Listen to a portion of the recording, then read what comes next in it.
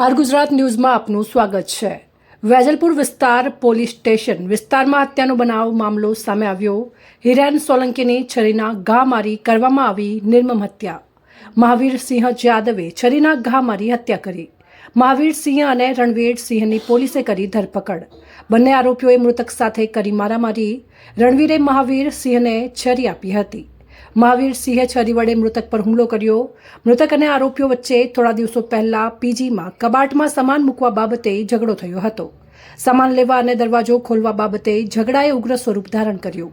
આરોપી મહાવીરસિંહે છરીના ઘા હિરેન સોલંકીને માર્યા।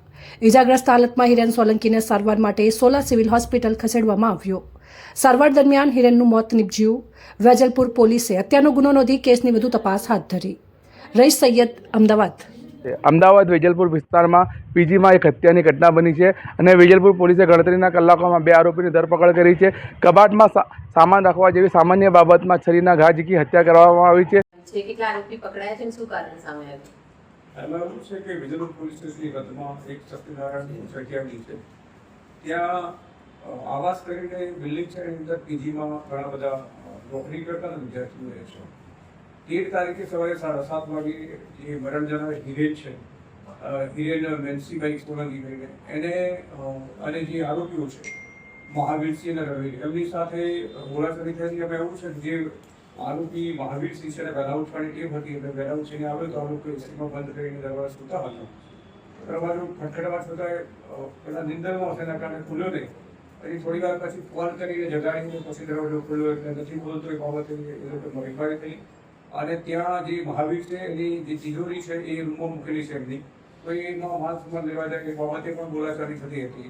ગઈકાલે બોલાચાલી થયામાં જે રણવીરસિંહ છે એની પાસે પેલામાં છરી હતી, એ છરી હતી એ મહાવીરસિંહ લઈ અને હિરેનને પેટના ભાગે મારતા એને સારવાર મળ્યો।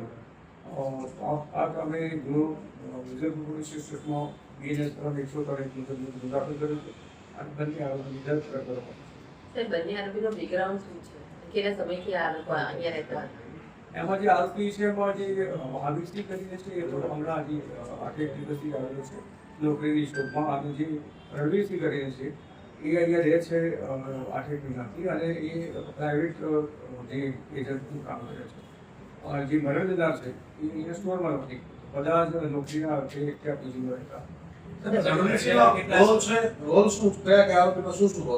એમાં છે મહાવીરસિંહ અને રણવીરસિંહ બંનેને મારામારી થઈ હતી રણજનાર સાથે, પણ એમાં જે રણવીર છે એને પેલામાં છરી હતી, એ છરી એણે મહાવીરસિંહ આપી, મહાવીરસિંહ એને છરી મારેલી હતી, એટલે જે છરી મારી છે મહાવીરસિંહ પણ ગરદા પક્ષનો માર અને છરી આપવામાં રણવીરસિંહનો હાથ છે। મહાવીરસિંહ અને રણવીરસિંહ કોણ છે? મિત્રો છે કે કોઈ સગા સંબંધી છે? કેવી રીતના એ લોકો એકબીજાના સંપર્કમાં છે? ના, એવું નથી, બધા એ નોકરી કરે છે, પીજીમાં રહે છે। લગભગ 40 માણસો પીજીમાં રહે છે, બધા નોકરી કરે છે અને એ રીતે બંને કોન્ટેક્ટમાં છે। બધાના વતન જુદા જુદા છે। જે મહાવીર છે એ મહાવીરસિંહ તો સુરેન્દ્રનગરનો છે, મરણ જનાર છે એ ગુડા કરીને ગામ છે ત્યાંનું છે। સાહેબ, આ જો મૃતક છે કેટલા સમય પહેલા અહીંયા રહેવા માટે આવ્યો હતો? મૃતક છે લગભગ 1 વર્ષથી રહે છે અને નોકરી કરે છે, 1 વર્ષ પૂર્ણ